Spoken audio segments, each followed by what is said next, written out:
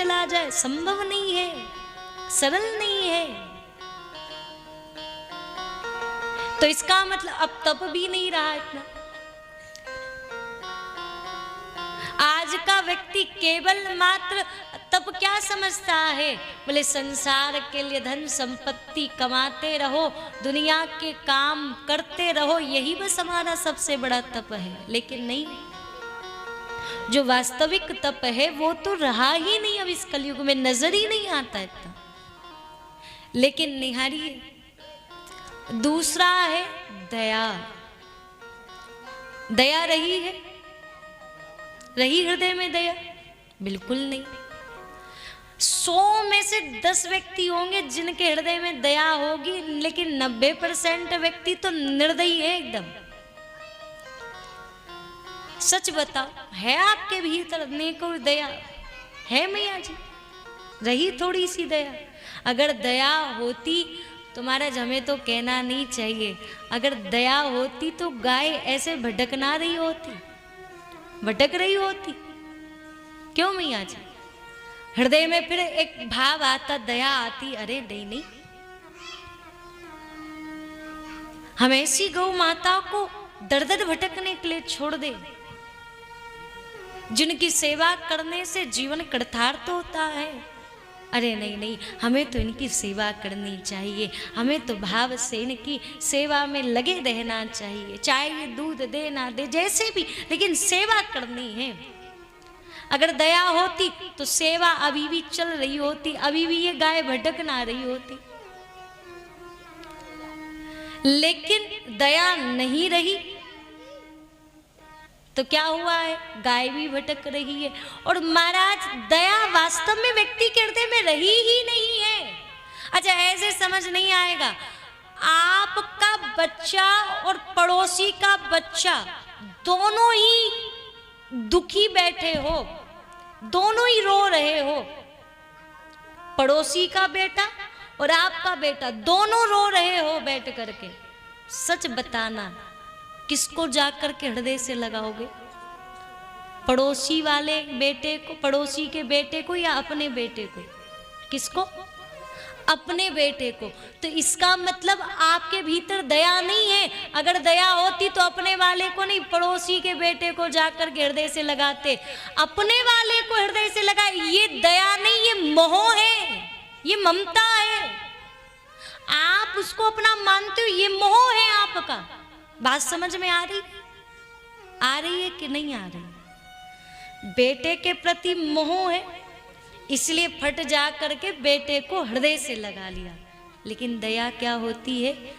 दया में अपने दुख को नहीं देखा जाता है, दया में सामने वाले के दुख को देख करके उसके दुख को दूर करने का प्रयास किया जाता है। यही है दया, इसे कहते हैं दया।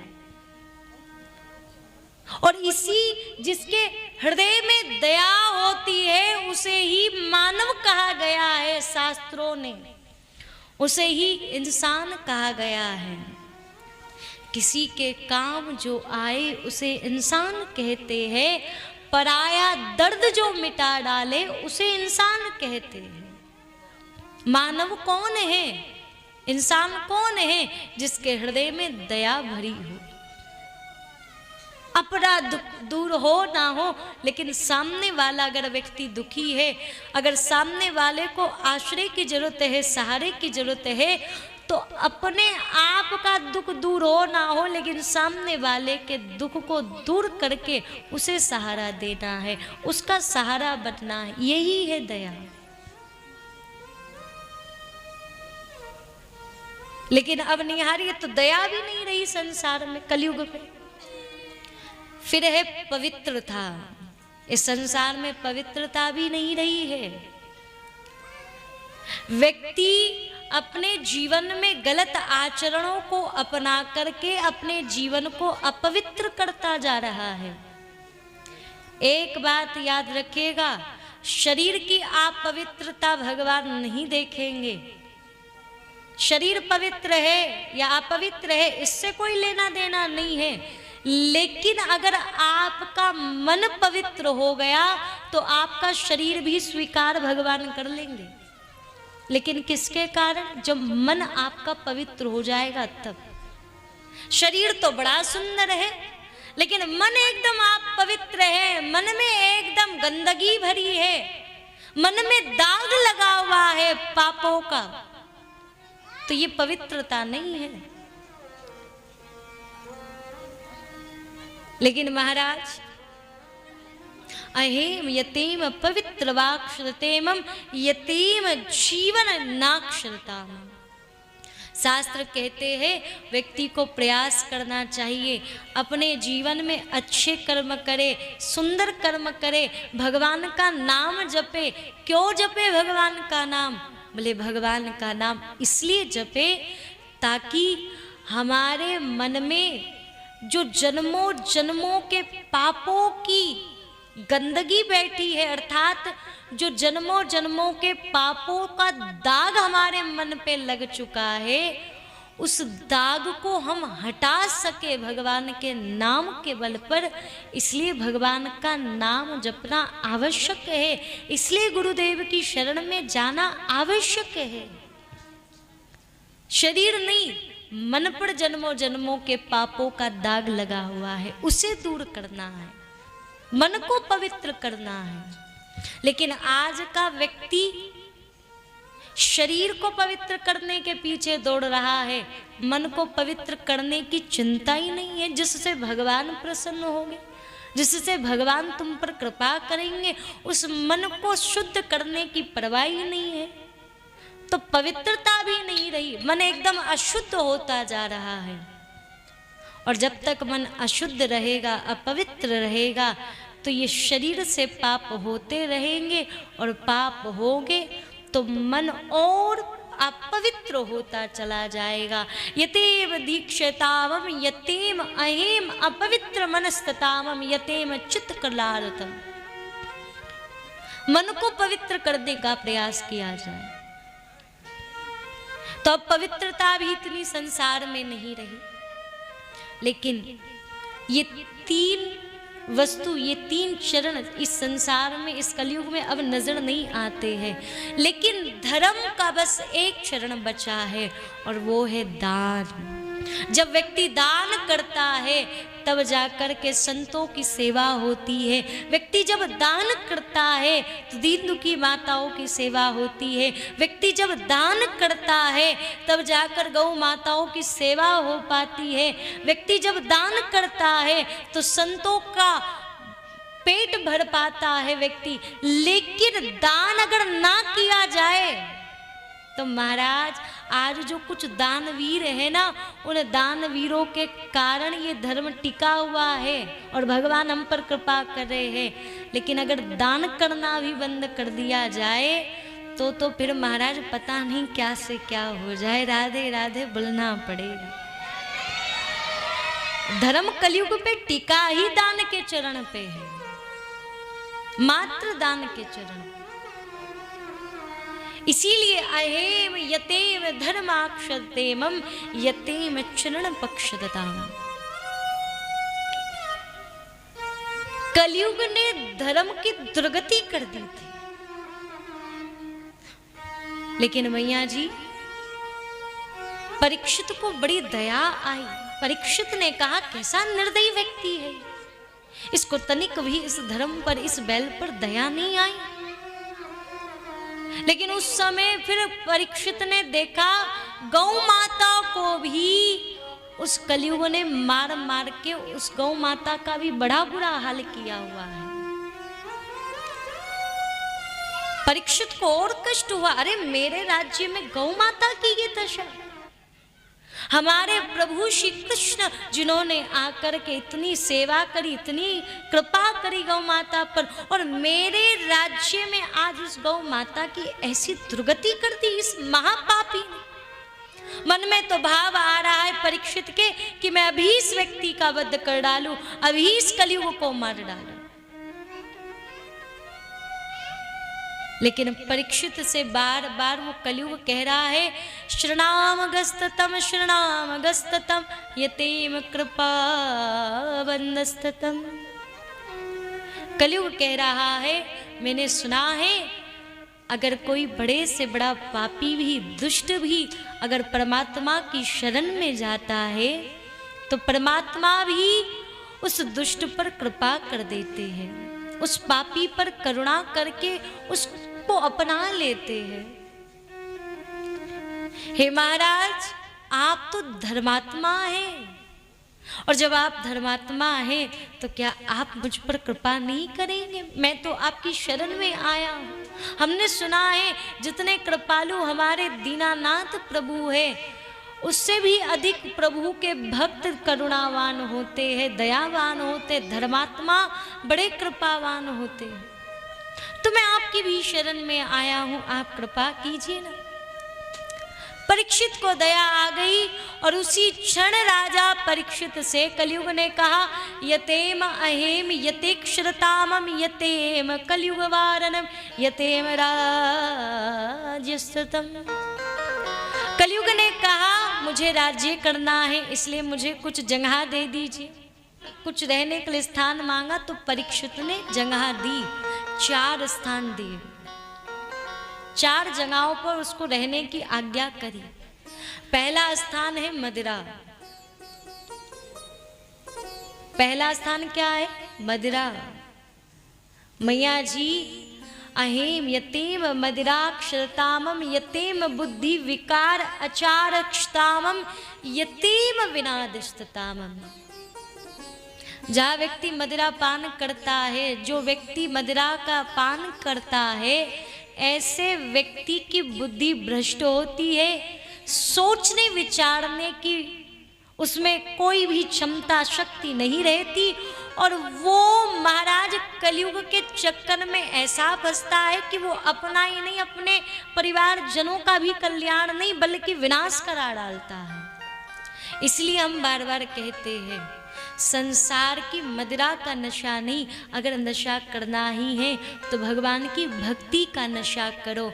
अरे महाराज, इस संसार में अगर आप मदिरा का नशा करेंगे तो महाराज बदनाम होते चले जाओगे, दुनिया आपको ना जाने क्या क्या कहेगी। लेकिन अगर भक्ति का नशा कर लिया तो महाराज मीरा की तरह एक ना एक दिन इस दुनिया में अपने आप को प्रचारित करके भगवान तक पहुंच जाओगे। मीरा ने भी पिया, मीरा ने भी पिया, क्या पिया? भक्ति का प्याला, प्रेम का प्याला। नशा करने के लिए मना नहीं है, लेकिन कौन सा नशा ये भी तो देखो। कौन सा नशा करे? बोले भक्ति का नशा, प्रेम का नशा। संसार की मदिरा का नशा करोगे तो महाराज विनाश हो जाएगा, और अगर भक्ति का नशा कर लिया तो आपका कल्याण हो जाएगा। भगवान आप पर कृपा करने के लिए तैयार हो जाएंगे। इसीलिए देखिए जरा, आज यहाँ पर कलयुग ने भी सबसे पहला स्थान क्या दिया? मदिरा में, कि मदिरा से दूर रहो, विमुख रहो। क्यों? कलयुग का वास है, और कलयुग नाश नहीं सत्यानाश करा डालता है। अगर सत्यानाश कराना हो तो कोई बात नहीं महाराज, लेकिन अगर चाहते हो कल्याण हो जाए तो फिर भगवान की कथा का रसपान करो, भगवान की कथा का पान करो, जिससे कल्याण हो जाए, जीवन कृतार्थ हो जाए। उसके पश्चात में राजा परीक्षित ने कलयुग को जुए में स्थान दिया। आज के व्यक्ति जुए के चक्कर में बहुत फंसते जा रहे, उलझते जा रहे हैं, और सबसे अधिक तो आज के युवा भैया लोग। वास्तव में आजकल महाराज फोनों में भी जुआ खेला जा रहा है। हाँ जी कि ना जी? ये जो पीछे युवा भैया बैठे होंगे ना, इनको पता होगा। एक बात हम आपको बता दें, जुए का चाहे धन कितना भी इकट्ठा कर लीजिए, कितना भी धन संपत्ति आप प्राप्त कर लीजिए, अगर जुए में जीता हुआ धन भी अर्जित कर लिया, जीत करके भी अगर धन आपने प्राप्त कर लिया, तो जुए का धन आपका कल्याण नहीं, आपका विनाश ही करा के छोड़ेगा, मानो या ना मानो। जुए का धन आपका विकास नहीं कर सकता है, जुए का धन आपका विनाश ही करा सकता है। और महाराज देखो तो सही, आज के जो व्यक्ति कहते हैं ये खेलो वो खेलो, महाराज जब वो बोलते हैं ना कि ये गेम खेलो इतना पैसा अर्जित कर लोगे, जो बड़े बड़े धनवान व्यक्ति भी होते वो भी हमने देखा है, कभी कभी ऐड आ जाता है बीच में तो हम देखते हैं, वो कहते हैं कि कभी कभी हम भी समय मिलता है खेल लेते, इतना पैसा हम भी कमा लेते, तुम भी खेलो।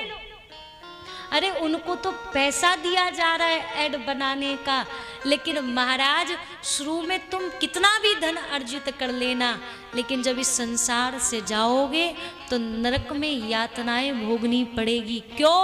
वहां पर आपसे पूछा जाएगा तुझे जीवन जुआ खेलने के लिए मिला था या राम का नाम जपने के लिए मिला था। और जब आपसे वहां पर ये प्रश्न किया जाएगा तो आप कहेंगे भजन करने के लिए जीवन मिला था। यमराज जी पूछेंगे कितना किया भजन, फिर कहना नहीं नहीं जी हमने भजन तो किया ही नहीं, हमने तो फोन उठाकर ड्रीम 11 खेला, बहुत ज्यादा, इतना धन हमने अर्जित कर लिया। यमराज जी पूछेंगे कितना लेकर आए हो भैया, लेकर आए हो साथिया? बोले नहीं। क्या करेंगे फिर? आपका यातनाएं मिलेगी, कष्ट मिलेगा। जीवन विनाश कराने के लिए नहीं मिला है, जीवन कल्याण कराने के लिए मिला है। आज के जो व्यक्ति जुआ खेल करके जो विनाश की ओर बढ़ते जा रहे, एक बात याद रखना, ये जितने भी एक्टर्स है ये आपका कभी भी हित नहीं चाहेंगे, क्योंकि उन्होंने अपना जीवन तो खुद बिगाड़ लिया है, वो आपके बच्चों का भी जीवन बिगाड़ना चाहते हैं। इसीलिए उन्हें आपसे मतलब नहीं है, आपके कल्याण से मतलब नहीं है, आपके हित से मतलब नहीं है, उन्हें सिर्फ पैसों से मतलब है। उन्हें जो कहा जाएगा वो वैसा ही ऐड दे देंगे। किसके लिए? पैसे के लिए। लेकिन एक बात याद रखना मैया जी, अगर आप चाहते हैं कि आपके बच्चों का कल्याण हो जाए, और हम अपने भाइयों से भी कहेंगे, मैं ये बात क्यों कह रही हूँ कथा छोड़ के, मुझे आपसे कोई मतलब है कि आप अगर ये खेलना छोड़ देंगे तो आप हमको धन दोगे? नहीं नहीं, हमें कोई लालच नहीं है। आप कहोगे वाह वाह देवी जी ने हमारे बच्चों को सुधार दिया, नहीं नहीं, हमें अपनी कोई तारीफ नहीं चाहिए, लेकिन फिर भी हम ये बात बोल रहे, क्यों बोल रहे हैं? क्योंकि मेरा भाव है, मैं जिस व्यासपीठ पर बैठी हूँ ये व्यासपीठ एक गुरु की गद्दी है, और जो आप कथा सुनने के लिए यहाँ आते हैं ये आप सब मेरा परिवार है। और जब आप मेरा परिवार है तो मैं अपने परिवार का पतन होते हुए नहीं देख सकती हूँ। जैसे बड़े बुजुर्ग लोग अपने बच्चों का पतन होते हुए नहीं देख सकते हैं, तो हमें तो ये गुरु का पद मिला हुआ है, तो हम अपने परिवार का, अपने परिकरों का पतन होते हुए कैसे देख सकते हैं? क्योंकि ये गद्दी तो हमें सबके कल्याण कराने के लिए मिली है।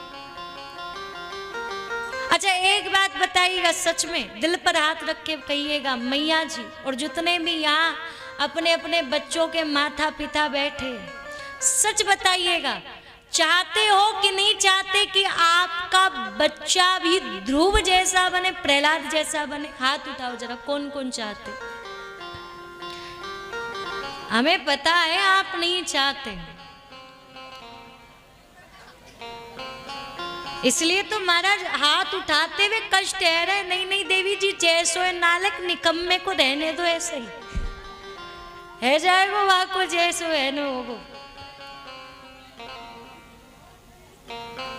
लेकिन सच बताइए, वास्तव में हकीकत में चाहते हो कि नहीं चाहते कि आपके बच्चे संस्कारवान बने, आपके बच्चों का कल्याण हो, आपके बच्चे आपकी सेवा करें, आपके बच्चे राम जैसे बने, आपके बच्चे प्रहलाद ध्रुव जैसे बने? चाहते हो?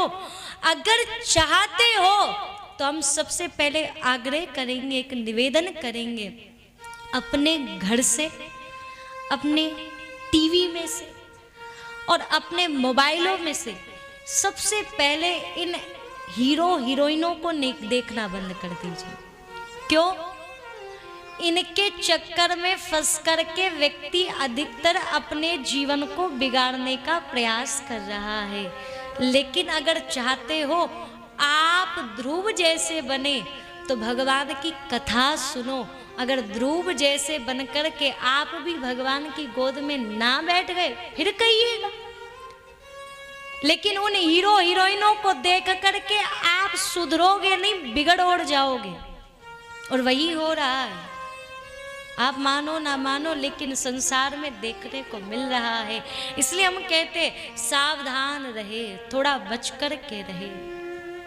और आपके बच्चों का ही नहीं, जब बल्कि आने वाली पीढ़ी का भी कल्याण हो जाए। इसीलिए भगवान के भजन से अभी भी समय है, जुड़ जाओ। राधे राधे बोलना पड़ेगा, जोर से बोलना पड़ेगा, भाव से बोलना पड़ेगा। तो अब देखिए, परीक्षित ने तीसरा स्थान वेश्या में दिया है, फिर परीक्षित ने चौथा स्थान ईर्ष्या में दिया। लेकिन कलयुग ने कहा महाराज ठीक है, ये आपने मुझे स्थान दिए, कोई बात नहीं, मैं इनको स्वीकार करता हूँ, पर आप मुझे कोई और दूसरा स्थान दीजिए। परीक्षित ने कहा तुझ में गुण अच्छा नहीं है तो मैं तुझे स्थान सुंदर कैसे दे दूं। तब कलयुग ने कहा है, और कलयुग उस समय कह रहा है, हरे रे नाम हरे नाम हरे नाम कलेलम कलौ नास्य देव नास्य देव गति न्यथा। कलयुग जो है वो कह रहा है, कलयुग केवल नाम आधारा, सुमिर सुमिर नर उतर ही पारा। कलयुग कह रहा है कि महाराज मुझ में सबसे बढ़िया गुण है कि मुझ कलयुग में व्यक्ति को तप करने की आवश्यकता नहीं है, ध्यान लगाने की आवश्यकता नहीं है। मात्र मुझ कलयुग में अगर व्यक्ति अंत समय में भी भगवान का नाम ले ले तो बड़े से बड़ा पापी भी अंत समय में भगवान का नाम लेने से सभी पापों से मुक्त हो जाता है और भगवान को प्राप्त कर लेता है। इस बात से अब ये मत समझिएगा कि महाराज जीवन भर पाप करेंगे, जीवन भर भजन नहीं करेंगे, मृत्यु आएगी और उस समय एक बार प्रभु का नाम लेंगे और अपना कल्याण करा लेंगे। नहीं, ऐसा भाव बिल्कुल मत रखिएगा। कलयुग कह रहा है, कलयुग केवल नाम आधारा, कलयुग में नाम ही महान है। लेकिन कलयुग बाद में क्या कह रहा है, सुमिर सुमिर नर उतरहि पारा, अर्थात अभी से ही अपने जीवन में भजन को अपनाओ। जिस दिन से तुम्हें पता चल जाए कि भगवान के नाम से ही हमारा कल्याण होगा, जिस दिन ये बात जान लो, जिस दिन ये बात स्वीकार कर लो, बस उसी दिन से भगवान के भजन को अपना करके भगवान का नाम जपना शुरू कर देना। कल से नहीं, आज से ही हम भगवान के नाम से जुड़कर भगवान के नाम को जपेंगे। ये भाव अपने हृदय में अपनाकर भगवान का नाम जपते हुए अपना कल्याण कराना। कौन कह रहा है, कलयुग। और अगर अभी भजन नहीं किया तो महाराज पछताना पड़ेगा, रोना पड़ेगा। मात्र जीवन के 4 दिन हैं और इन 4 दिनों में भी अगर भक्ति नहीं कर पाए, भजन नहीं कर पाए तो फिर क्या होगा, रोना पड़ेगा, फिर पछताना पड़ेगा। और हम तो कहते पछताने से अच्छा है, रोने से अच्छा है कि पहले ही संभल जाओ। छोड़ दे रे तू दुनियादारी, अब तो जप ले कृष्ण मुरारी, तेरा हो जाए बेड़ा पार, फिर आवे ना आवे। अभी समय है, अभी प्रभु के नाम से जुड़ जाओ। कल का भरोसा मत करना, क्योंकि कल आपको देखनी पड़े संभव नहीं है।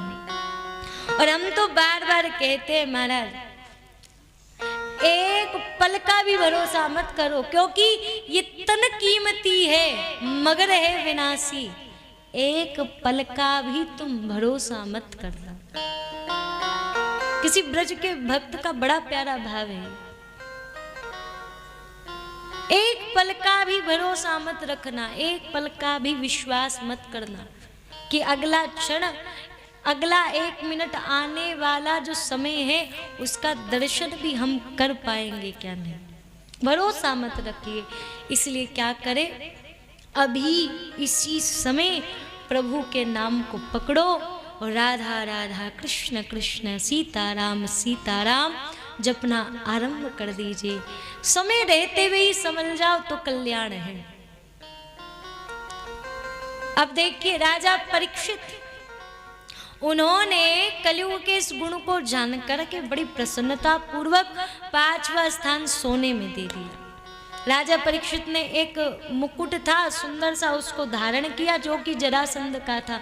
वो मुकुट धारण किया सर पे, और परीक्षित के सर पे जो मुकुट था कलयुग ने उस पे वास किया। मुकुट के कारण सर पर वास कर लिया और बुद्धि ऐसी बिगाड़ी परीक्षित की कि राजा परीक्षित ने ऋषि अपमान कर दिया।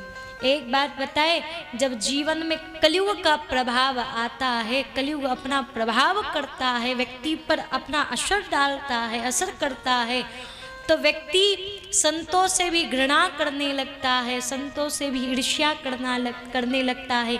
सेवा भाव का कोई उसके हृदय में भाव नहीं रहता, वो फिर सेवा नहीं करना चाहता है, फिर वो सेवा अपनी करवाने के चक्कर में लग जाता है। लेकिन देखिए परीक्षित के साथ भी तो ऐसा हुआ। कादो इतने बढ़िया धर्मात्मा थे और जाकर के शमीक ऋषि के गले में सर्प डाल दिया जल के चक्कर में। मात्र किसके चक्कर में? जल के। और आज महाराज परीक्षित को जब इधर परीक्षित ने अपराध कर दिया, परीक्षित तो चले आए, मगर दूसरी ओर श्रृंगी ऋषि ने जब आके पिता के गले में सर्प देखा, हाथों में जल लिया है और कहा है जिसने भी मेरे पिता के गले में सर्प डाला है मैं उसे श्राप देता हूं, आज के 7वें दिन तक शगनाग के काटने से उस व्यक्ति की मृत्यु हो जाएगी। ये कहते ही जल छोड़ दिया। थोड़ी देर बाद शिष्यों ने समीक जी को सारी बात बता दी कि महाराज ऐसे ऐसे परीक्षित जी आए थे, उन्होंने आपके गले में सर्प डाला और आपके पुत्र श्रृंगी ने उनको श्राप दे दिया। तब परीक्षित के कल्याण के लिए अपने शिष्यों से कहा, समीक जी ने जाओ परीक्षित से कहो मात्र 7 दिन है, अपनी मुक्ति का उपाय ढूंढ ले परीक्षित। 7 दिन है केवल। और जानते हो मैया जी कितनी गजब की बात, देखो अपने आप को और देखो जरा परीक्षित को। महाराज कल्याण कराने वाला व्यक्ति अपने कल्याण में देरी नहीं करता है, और जिसको अपने कल्याण की चिंता ही नहीं उसको समझा लो कितना भी। महाराज 7 दिन कहेंगे कल्याण कराना है तो भगवान का नाम जपो, और हमने तो ऐसे ऐसे व्यक्ति देखे हैं 7 दिन हम कथा से बोलेंगे महाराज नाम जपो नाम जपो कल्याण हो जाएगा, और जब वहां से विदाई होती ना 7वें दिन तो भी एक ही बात कहते, देवी जी जाते जाते ने कल्याण का उपाय बता। और का बताए? 7 दिन हमने सुनायो का भैया, तो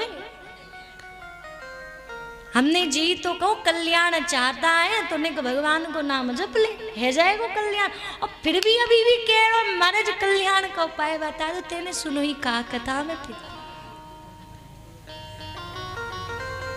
कल्याण कराने वाले सुनते ही अपने कल्याण की चिंता करते हैं और अपने कल्याण का उपाय ढूंढते ही अपने कल्याण में लीन हो जाते हैं। और जिनको चिंता नहीं उनको कितना भी समझाओ महाराज उन पर कोई फर्क पड़ने वाला नहीं है। क्यों? क्योंकि वो नरक में जाने के लिए तैयार है, उन्हें नरक में ही जाना है, वो चाहते हैं कि हम नरक में जाए। और भैया जा दिन पहुंच गए नरक में तो फिर तो महाराज राधे राधे बोलना पड़ेगा, जोर से बोलना पड़ेगा। लेकिन